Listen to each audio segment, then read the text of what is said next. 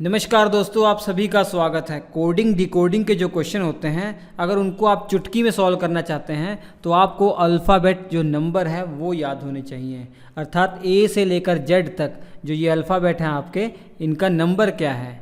जैसे मैं पूछूं ओ का नंबर क्या है तो 15 बताएंगे, यू का क्या है 21, जे का 10, एच का 8, एन का 14। ये सब कैसे याद है? मैं बेहतरीन ट्रिक बताऊंगा जिसकी सहायता से आप कोई भी अल्फ़ाबेट देखेंगे तुरंत जान जाएंगे भैया इसका नंबर क्या है। ठीक है, तो देखिए सबसे पहले मैं आपको शुरुआत करता हूँ। ए बी सी डी और वाई जेड, इनको तो आपको कोई ट्रिक बताने की ज़रूरत ही नहीं है, तो सबको याद रहते हैं बच्चे बच्चे को। ये कि 1 नंबर पे है 2, 3, ये 4 और इसका 25 और 26। इसको तो किसी को बताने की ज़रूरत नहीं है। मेन याद करने की बारी है ई से। जब भी आप ई को अपने क्वेश्चन में देखेंगे, ई को आपको कोड करना पड़ेगा, तो आप तुरंत समझ जाएंगे ई ऐसा बना होगा कि ये वाली लाइन भैया हटा के इधर लगा दी जाए तो ये इस तरीके से 5 बन जाएगा। क्योंकि ई को देखेंगे तो तुरंत आपके दिमाग में स्ट्राइक करना चाहिए कि ये वाली लाइन उड़ाओ, इधर लगाओ, 5 बन जाएगा। तो अगर एफ़ को देखेंगे, ऐसा ही तो लिखा होगा एफ़ को देखेंगे तुरंत दिमाग में आपके काम करेगा कि भैया इसको लाइन को इधर जोड़ दो, बंद कर दो, तो ये बन जाएगा 6 हो जाएगा। या एफ़ मतलब फिक्स और फिक्स मतलब 6, ऐसे भी याद कर सकते हैं। फिक्स 6, ये जो कॉम्बिनेशन है इस तरीके से आप याद कर सकते हैं। जी तो भैया चीख चीख के बता रहा कि मेरे पास देखो ये 7 है, मेरे पास ये 7 है, तो तुरंत यहाँ देख लेंगे 7। मैं ये प्रयास कर रहा हूँ कि जो अल्फ़ाबेट है इनके जो शेप हैं उन्हीं को देखते ही आपको समझ में आ जाए इसका नंबर क्या होगा, तो वो सबसे ज़्यादा आसान होगा। ठीक है, क्योंकि ये जो अल्फ़ाबेट है एग्ज़ाम में क्वेश्चन में तो लिखा होगा, तो तुरंत उसको देखेंगे आपके दिमाग में आ जाएगा कि भैया इसका शेप ऐसा है, तुरंत इसका जो ट्रिक है ये वाला ट्रिक है। एच ऐसे ही लिखा होगा, दोनों तरफ बंद कर देंगे तो ये बन जाएगा 8 बन जाएगा।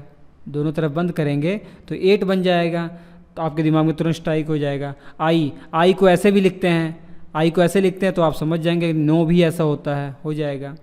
अब जे को भैया ऐसे लिखते हैं, जे को ऐसे लिखते हैं ना, स्मॉल जे को, तो ये ऊपर लड्डू है, ये ऊपर लड्डू है। अब मैं जे को पकड़ के सीधा कर रहा हूँ, सीधा तो कर दिया लेकिन लड्डू जो है वो नीचे गिर गया, तो इसका मतलब ये 10। ऐसे आप याद कर सकते हैं। के देखिए, के में यहाँ 2 लाइनें हैं ना, एक टेढ़ी हो गई है, एक किसी ने पत्थर मार दिया, ये दब गई है। अब इसको पकड़ के ऐसे सीधा करते हैं तो इस तरीके से बन जा रहा है, 11 हो जाएगा। एल का मतलब 12, एल का नंबर 12 है ना, तो 12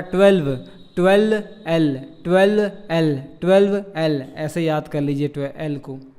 बस एल को और ओ को आपको समझना है, याद करना है, बाकी सबको शेप देखते ही आपको समझ में आ जाएगा।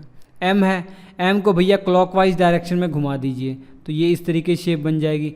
3 बन जाएगा, लेकिन 3 तो होगा नहीं, 3 को तो सी का होगा, तो ये 13 आप कर लेंगे। एन देखिए, एन रोमन में जो 4 होता है इसी तरीके से तो 4 होता है, तो इस प्रकार की शेप बन रही है एन की, तो ये 4 होगा, तो यहाँ 4 समझ जाएंगे कि 4 तो भैया डी का है, तो इसका तो मतलब 14 ही होना चाहिए, और 24 भी नहीं हो सकता, 24 तो एक्स का है। ठीक है, ओ का बाद में बताता हूँ अभी मैं। पी का देखिए, पी का अगर वाटर इमेज लेंगे बच्चों, वाटर इमेज लेंगे तो किस प्रकार से बनेगा, ऐसे बनेगा, तो मतलब 6 शेप बन रहा है, 6, और 6 तो हो नहीं सकता क्योंकि फिक्स 6 का था, इसका 16 ही होगा। और क्यू पे यहाँ पे देखिए ऐसे लिखते हैं हम ना, ऐसे क्यू, तो यहाँ पे देखिए 7 लेटा हुआ है, तो 7 ऐसे हो जाएगा, लेकिन 7 तो आपको पता है जी का है, तो ये 17 हो जाएगा।